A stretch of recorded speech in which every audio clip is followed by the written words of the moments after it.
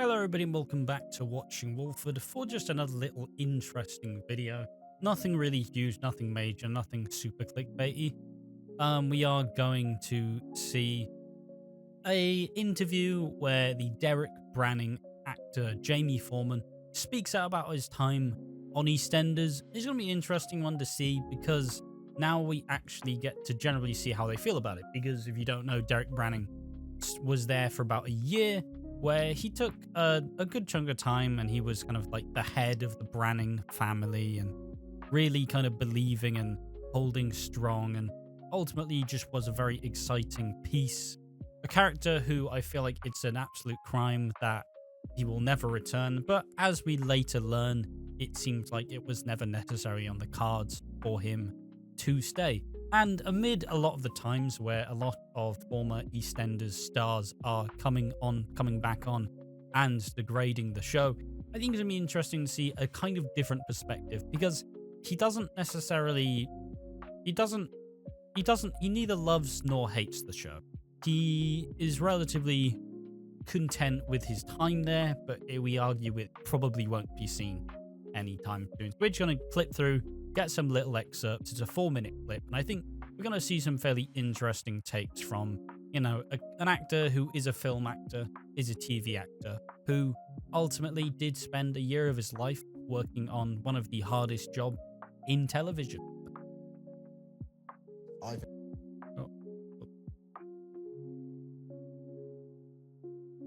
Iconic Derek Branning in EastEnders, and to have someone of your status, as an actor, to be in EastEnders was incredible, because you just played the character so well. And you told me an amazing story yesterday with your first scene with Pam St Clement. Yeah. And I never thought about the way that you said it, that she actually, for the first time ever, was running away from the man. She didn't give that, she had a bit of gumption normally. Yeah, no, she was amazing. Yeah, she was lovely. And I'll be a little bit controversial here, because Here we go. We've heard this before with former EastEnders stars. We've heard this one before. Let's get a little bit worried. I don't see EastEnders as anywhere near the highlight of my career. I mean, it was another job. And I know how iconic it is for people out there, and I respect it, and I respect everything as an institution. And wow, what a surprise. Isn't that quite easy to do, former EastEnders actors? Isn't it quite easy to do? You just simply say, I respect it, I appreciate it, I am glad that I spent my time there, but I wouldn't go back, and I'm glad that the door is shut. Now, imagine how crazy that is to take such a measured stance. And it's the right stance, right? Because, Jamie Foreman here, he could easily just say, well, it was an awful time in my career. I took it because I needed the money, and ultimately it worked me way too hard, and I wasn't happy with it. He could have easily have said that, but no.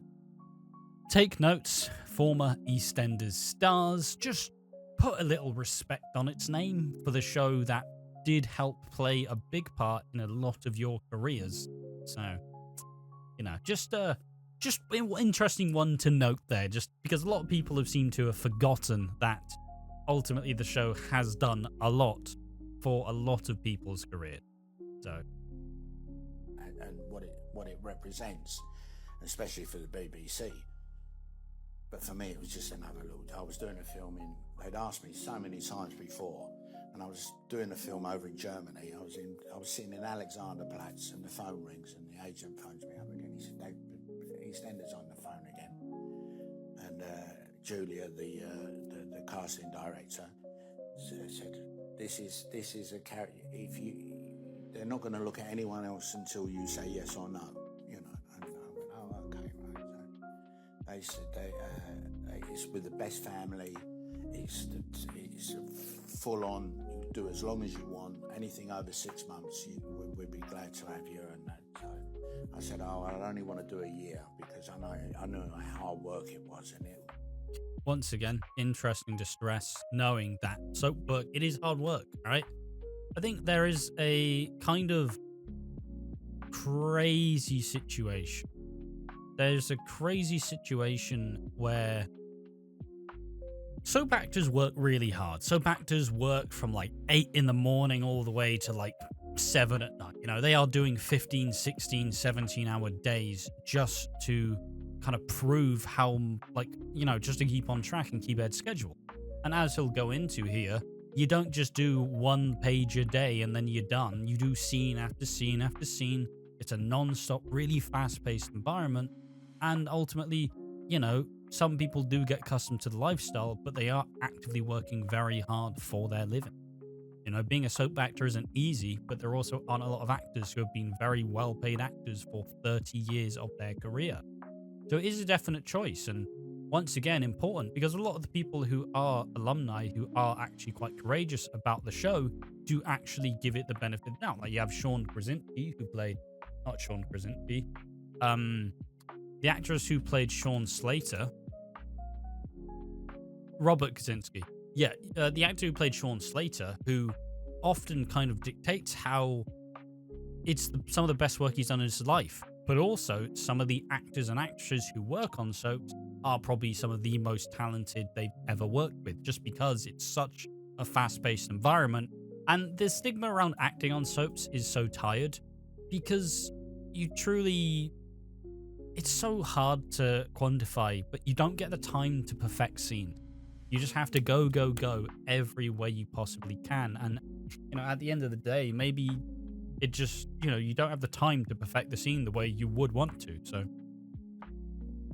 I think it deserves a lot of credit for how hard the work is and how fast-paced it can be. So just, you know, once again, paying respect to the show, which, you know, I can't argue it did a lot for Jamie Foreman's career. I'm sure he's very proud of what he's done since and what he's done beyond, but, you know. Could burn people out, and also you can get trapped, you know, when you've got all this other work behind you. And I know a lot of mates of mine went, "What are you doing that for?" You know, it's not, you're one of us, you know, you're a film actor and you're this, and but it, you know, it just floated my boat at the time, and I went and met with them, and they made me all manner of promises they never kept. You know, like, you only work, you know, you never work on a Saturday. Yeah, see, that is the issue with soap acting, is you don't get the luxury of trust. Ultimately, they promise all these big things for your characters, and then they go ahead 2 years, you've done nothing. It is the gift of the gab, in a sense. You go, hey, we've got this really big ideas for you. It's going to be really, really interesting. But at the end of the day, maybe you don't like cut the mustard. Maybe they don't like the way you act. Maybe they don't like the way you do things. But still, you really need to remember that, like, it's a moving machine. They don't get Christmas off to think about what's next. It's a constant back and forth, ongoing till you stop, essentially. So, yeah, it's just the unfortunate thing of soaps. And I appreciate the idea that they went, yeah, we'll support you a lot. And then they went, yeah, we actually want you more than we expected. So, sorry. It's a very, very soap thing to do. Did every Saturday for a year. I did 182 episodes in a year. Good Christ, that's a lot of episodes in a year. Especially for some of the actors who are a bit less active, they do like 50. You know what I'm saying? Like, that's a lot of episodes, considering EastEnders is on, 4 times a year, 52 weeks of the year. That's around 210. So there's only 80 episodes he wasn't in. That's crazy. It's got to be 182, 184. I was like, never mind, 184. Okay, that's even less. That is 30? He wasn't in 30 episodes of the year. Absolutely mental. The first in, last out every day. Start at 8 o'clock, so I was leaving home at 6 o'clock every morning, getting home at 8 o'clock, half 8, 9 o'clock at night, driving myself in and out, stacks of scripts like that, which was all very good. Anyone who says doing a soap and that, it's the hardest work I've ever done. Once again, interesting to say. Nice, still putting respect on the name. It's the kind of thing where, like I said, people always talk about how they have a real stigma around soap actors, but fundamentally, you truly have a lot to kind of... you have a lot to prove. You don't have a lot of time, don't have a lot of space, and you really do need to give it the credit. It is hard work, and it will take a lot of time to get where you want it to be. So yeah, once again, very cool, very appreciative. I respect them for acknowledging how hard it is, but also how tough it is.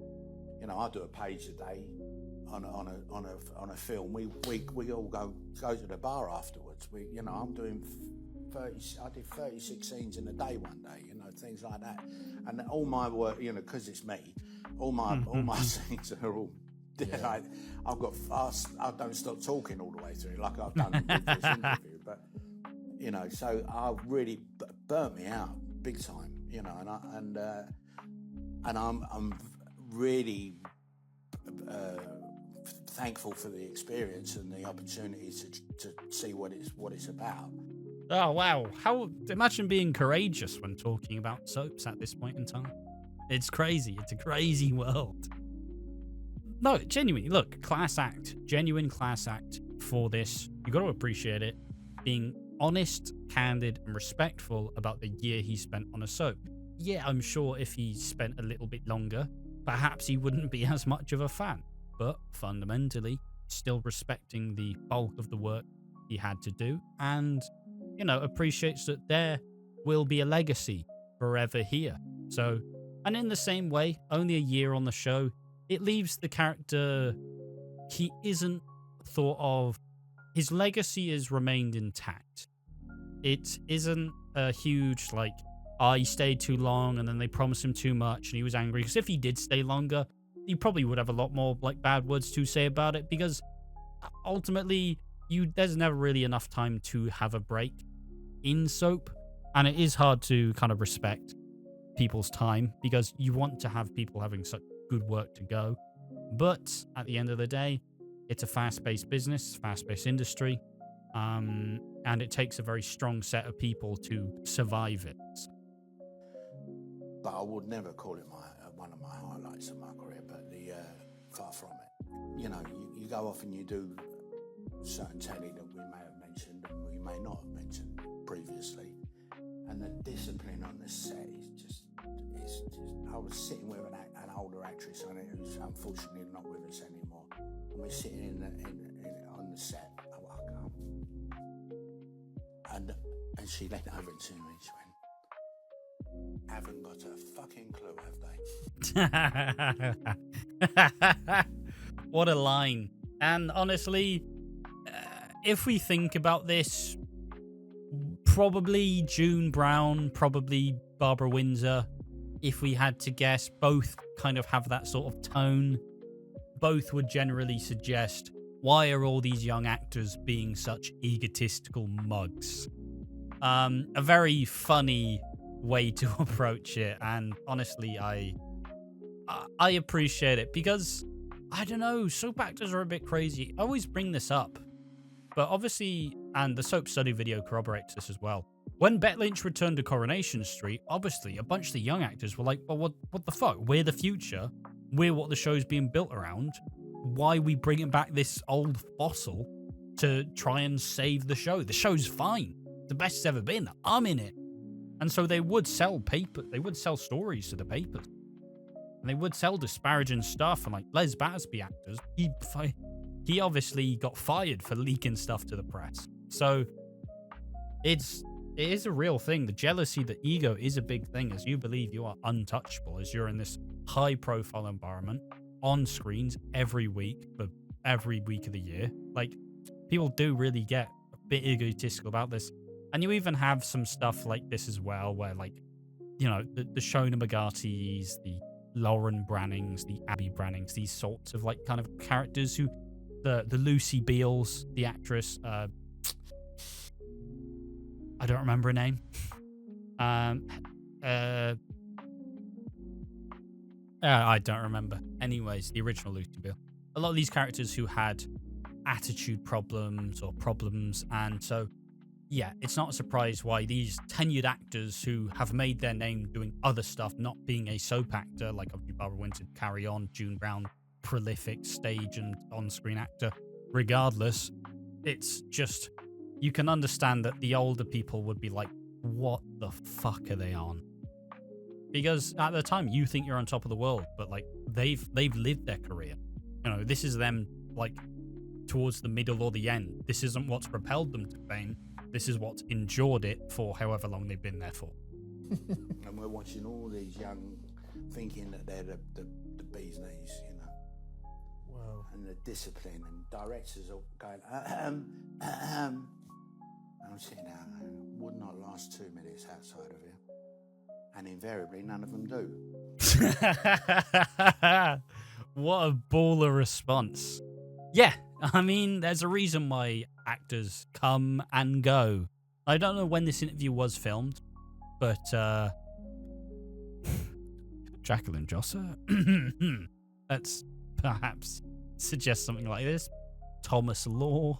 Some of the characters who would leave to do bigger and better things and ultimately would come back to EastEnders. It's a weird kind of like privilege thing where I both love the actors and also I appreciate their desire to go and try explore more, but it is a very hard thing to do. I know, like, I always kind of mock that. I mock that a lot of actors don't really get much work after EastEnders, but it's not really their fault if they do spend a long time on the show. But yeah, kind of a baller response from Jamie Foreman there. They always end up having to go back. I just want to give a shout out. I think I gave a very bad clue there. You know? I think I've just grasped myself right up on that one. So, I mean, to review that one, though, all in all, quite a respectful, candid, and appreciative interview there from Jamie Foreman. Yes, it wasn't his peak. It wasn't the peak of his career at the end of the day, but that's fine because, you know, Jamie Foreman's done other projects. He's done more. He's done different things. He's had a wealth of experience in his time as an actor. So, you know, it would be kind of ridiculous to imagine that he is like, yeah, best time of my career. He only spent a year and became one of the most prominent characters on the show for that year. And it really shows how, you know, it shows the nature of the soap industry. It is a true kind of shocker in its own right. A lot of promises unkept, a lot of time, a lot of stuff that you just don't really get to reformulate. It's a hard industry and not everybody gets a fair shake of it. So it really is an interesting one to look at when you think about how, you know, it transforms, but still respectful, appreciative of the time, respects the show, respects the tradition, isn't going to glorify it and say it was the best time ever, but isn't going to say it is the drizzling shits. You know what I mean? It's, you know, other soap actors should probably take note because it does come across a lot better when you are actually thankful for the opportunity rather than being angry that it happened. You know, who am I? I'm just a dickhead with long hair and a mustache, so. Thanks for watching. Thought it was interesting either way. Hope you enjoyed it. Thank you for watching. See you next time. Bye-bye.